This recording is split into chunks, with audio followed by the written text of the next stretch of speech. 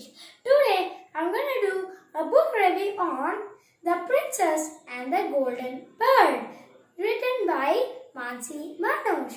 There are 5 characters in this story. They are the king, the princess, the boy, the golden bird, and Mr. Pinguin. The main characters of the story are the princess and the golden bird.